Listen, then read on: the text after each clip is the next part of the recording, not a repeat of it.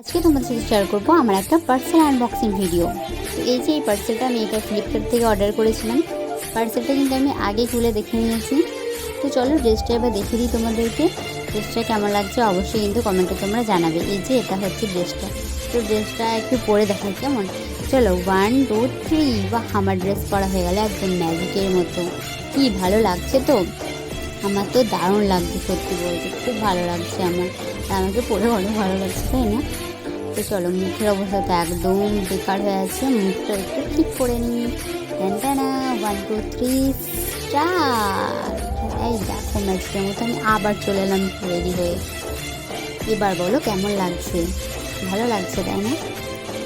তেমন কিছু করিনি, শুধু চুলটা একটু ঠিক করে নিয়েছি আর একটা ঠিক করে নিয়েছি। আর আমাদের ফিল্টার মেকআপ তো আছেই, তাই না? চলো তোমাদের সাথে একটু কটা ছবিও শেয়ার করে দিই।